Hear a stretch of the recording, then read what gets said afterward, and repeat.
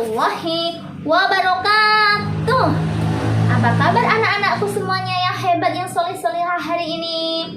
Alhamdulillah, luar biasa. Allahu Akbar. Yes. Semoga kita tetap semangat, dalam keadaan sehat, dan dalam perlindungan Allah Subhanahu wa ta'ala. Amin ya rabbal alamin. Anak-anakku yang hebat, yang soleh-solehah, kembali lagi di pembelajaran pendidikan agama Islam dan budi pekerti kelas 4, materi beriman kepada Rasul-Rasul Allah bagian 2.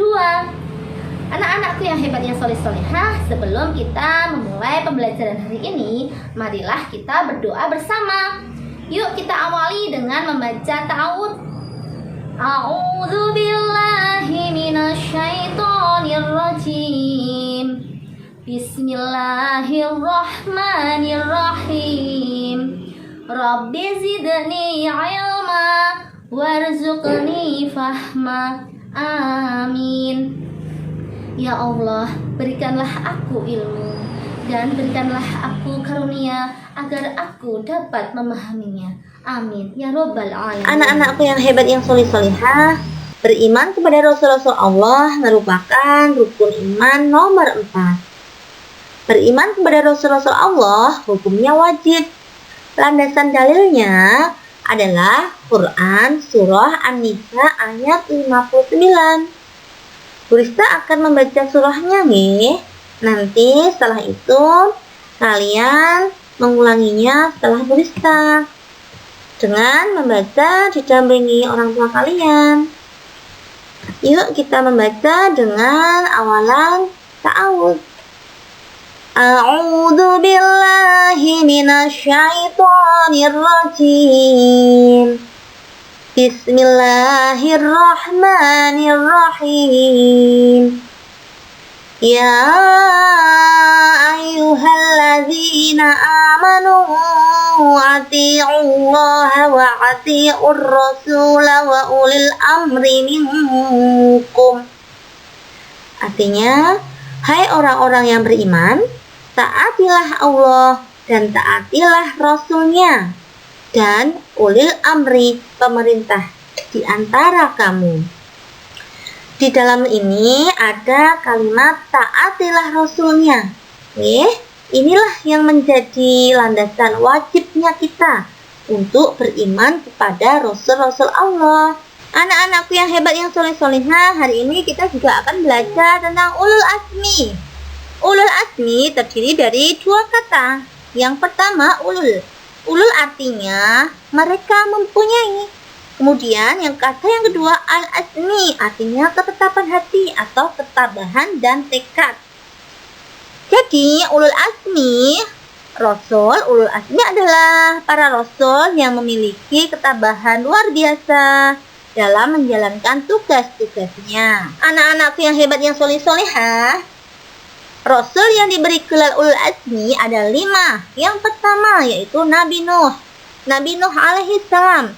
Nabi Nuh mempunyai keulul azmian, yaitu mempunyai kesabaran yang sangat luar biasa dalam ejekan atau hinaan dari kaumnya. Kemudian Nabi Nuh juga mempunyai anak yang keras kepala menentang dakwahnya, tetapi Nabi Nuh tetap sangat sabar. Kemudian di sini Nabi Nuh mempunyai mukjizat. Mukjizatnya adalah kemampuannya membuat perahu, kapal yang sangat besar, yang dapat menyelamatkan beliau dan orang-orang yang beriman dari banjir. Kemudian yang kedua yaitu Nabi Ibrahim. Nabi Ibrahim mempunyai keulul azmian dalam ketabahan menghadapi kaumnya.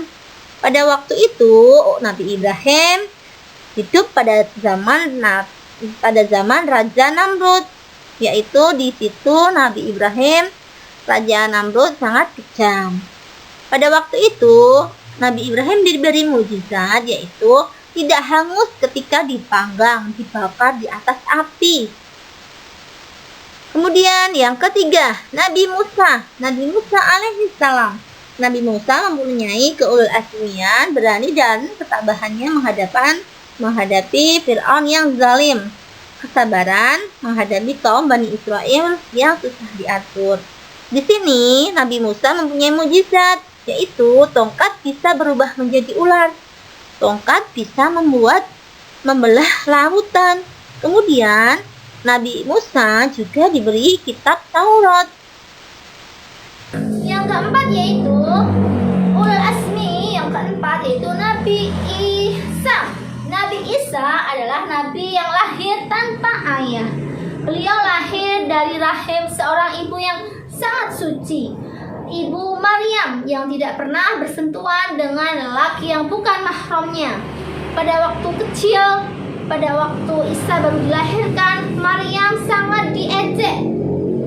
Diejek kenapa? Karena melahirkan dianggap seseorang yang jelek, melahirkan tanpa ayah. Dan oleh Allah, atas izin Allah, Isa yang masih bayi bisa berbicara dan menerangkan bahwasannya ibunya sangat suci dan sangat luhur.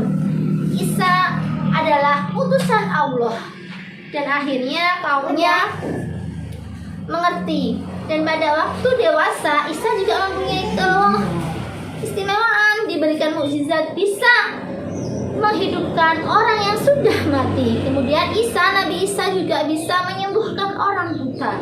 Dan juga Nabi Isa diberikan kitab Injil. Kemudian Nabi yang terakhir yang diberi gelar ulul asmi adalah Nabi Muhammad SAW, di mana Nabi Muhammad adalah Nabi yang terakhir, utusan Allah. Setelah Nabi Muhammad tidak ada Nabi lagi. Jadi Nabi Muhammad ini dikatakan Khatamul Anbiya, Nabi penutup para Nabi. Nabi Muhammad sebagai rahmatan lil alamin.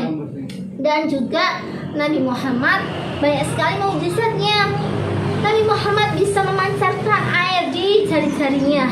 Dari air ini bisa menghanguskan, bisa mengurangi ataupun bisa mengobati rasa haus, rasa dahaga. Dan juga dari air banyak sekali barokahnya. Dan juga Nabi Muhammad bisa membelah bulan. Dan itu Nabi Muhammad pada waktu itu juga ada peristiwa Isra Mi'raj. Dan juga mukjizat yang terbesar yaitu berupa Al-Quran sebagai pedoman umat manusia hingga akhir zaman. Jadi ada 25 rasul dan 5 diantaranya termasuk ulul asmi, yaitu tadi Nabi Nuh, Nabi Ibrahim, Nabi Musa, Nabi Isa, dan Nabi Muhammad.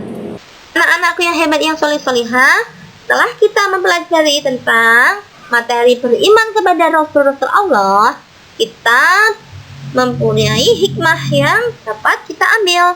Yang pertama, hikmahnya yaitu 1. Semakin sempurna dan meningkat keimanan dan ketakwaan kita. 2. Terdorong untuk menjadikan teladan dalam hidup kita. 3. Selalu berperilaku terpuji. 4. Menghindarkan diri dari perbuatan tercela. Yang kelima, mengetahui hakikat diri bahwa manusia diciptakan Allah agar beribadah kepadanya. Yang keenam, yaitu mencintai para rasul dengan cara mengikuti dan mengamalkan ajarannya. Anak-anakku yang hebat, yang soleh-solehah, setelah kita mempelajari beriman kepada Rasul-Rasul Allah bagian 2, kita juga harus ingat bahwasanya kita beriman kepada Rasul-Rasul Allah dibuktikan dengan ketaatan perilaku amal soleh yang sesuai dengan keimanan seorang muslim. Jadi kita harus berbuat baik dimanapun berada.